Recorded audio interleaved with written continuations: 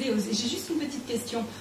Pour détecter donc les objets, est-ce qu'il y a des sols qui sont plus ou moins, j'allais dire, faciles? C'est des sols humides, secs, acides? Comment ça se passe tout ça? Les sols humides, on les pénètre plus facilement.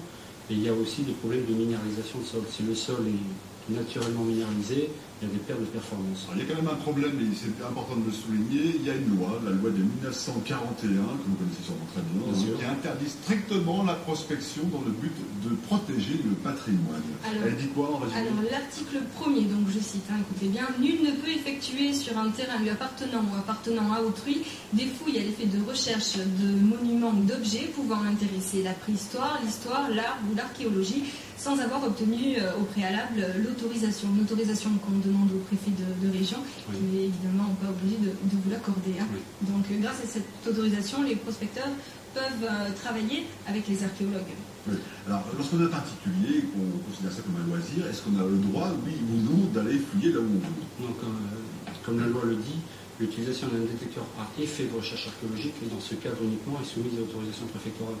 Mais dans un cadre de loisir, de recherche de trésors, d'économie familiale perdue chez des gens, on n'est pas dans le contexte d'archéologie, ça ne pose aucun problème. Alors, on ne peut pas aller chez des gens, mais il faut peut-être éviter d'aller forcément dans le champ du voisin. On lui demande l'autorisation. On évite tous les sites classés, monuments historiques et répertoriés. Et si on trouve, ça nous appartient ou il faut partager?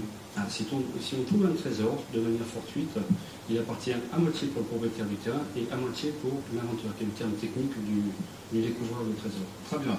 Mais si vous trouvez un trésor avec des pièces d'or, évidemment, vous avez envie de savoir de quelle époque elle date et combien elle coûte. Et pour ça, vous avez deux ouvrages de référence. Oui, des ouvrages de numismatique que vous pouvez trouver dans toutes les librairies, aucun problème. 2 livres aujourd'hui, Les monnaies françaises de 1789 à 2001 aux éditions Victor Gadouri, et le dictionnaire de numismatique avec des pièces également répertoriées, mais également des explications de termes techniques et l'histoire tout autour de ces pièces.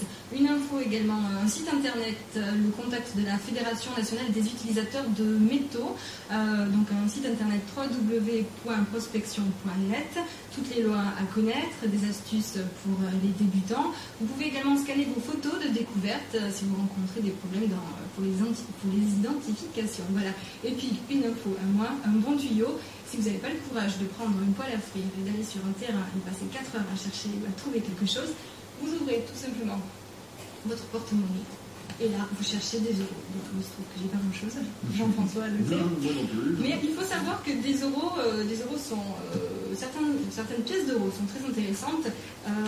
Les pièces du Vatican et les pièces de Monaco, elles peuvent valoir très cher. Vous en avez? Non, on n'est pas. Une série de 8 pièces peut valoir aux alentours de 1200 euros. Donc, regardez-les. Évidemment, il y a une phase par pays. Donc, retenez bien Vatican et Monaco, ça peut valoir le coup de les garder. Dans votre portefeuille. Merci, Aude, merci Jules Cavaillé et bonne chasse au trésor. On va terminer ce dossier avec une belle histoire.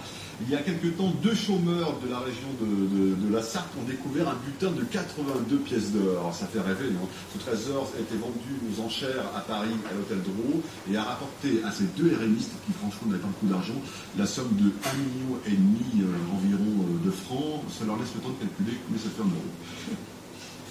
59 000, c'est bien sans regret. À 59 000, j'adjuge.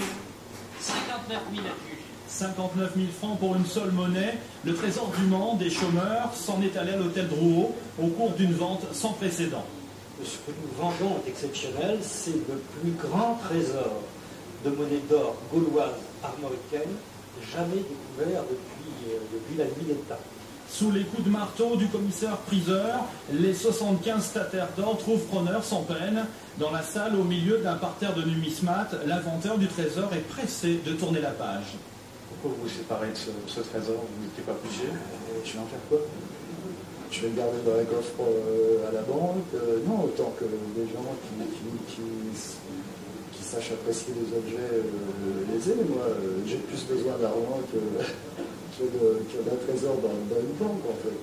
Le balai des monnaies dure 1h15. Au final, la vente rapporte plus d'1 400 000 francs. Et ça va servir pour vivre un peu mieux, pour les vacances pour les enfants, pour y a plein de trucs, les sorties, trucs comme ça. Et puis bon, il faut déjà que j'atterrisse un peu, puis après, bon, je vais voir. De toute façon, je n'ai toujours pas de grands projets. Une belle histoire peut en cacher une autre. La ville du Mans dispose du second lot de monnaies. Ces dernières seront exposées dans le cadre du futur musée archéologique.